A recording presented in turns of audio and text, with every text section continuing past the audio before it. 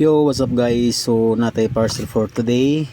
So kuan siya, chest bag na pwede na to gamiton once mag POV ka sa tuang shoot, either pre-birthday, pre-debut or prenup or fun shots. So any kind of photoshoot nga atong buhaton. So dapat pwede siyang gamit para sa tuang content or sa tuang pang reels, and at the same time pwede po nato siyang gamiton sa tuang biyahe.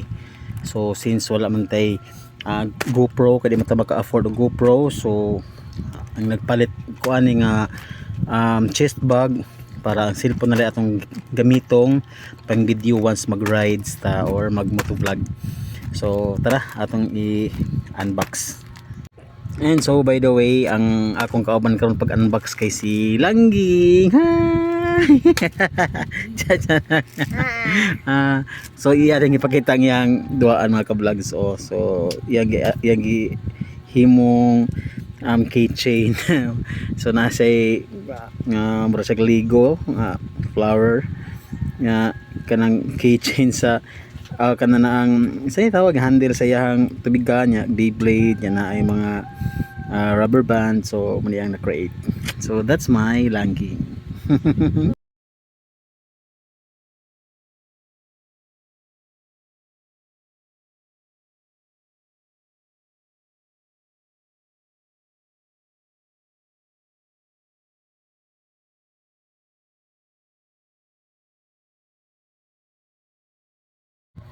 So this is the Usagi by Kuniho.co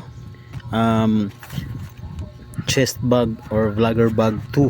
So muna siya ang second design. So actually naay kana na ang version 3. Ang version 3 ani katong pa landscape mode ang mobile phone nga butanganan Andrea or ang butanganan sa mobile phone.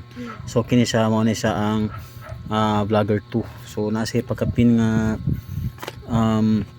matte type nga sticker para sa tuang motor, and siya keychain nga nindot kayo og kanang quality bag sa nga plastic. Okay, then mo ni siya ang yahang yung bag. So breathable material diri sa likod sa bag, and then diri apod sa yahang likod, although dili siya same ani nga material, pero hopefully nga breathable po siya dili sa init. And nga akong gi-avail is ang katong na ay +5 nga extender kini siya.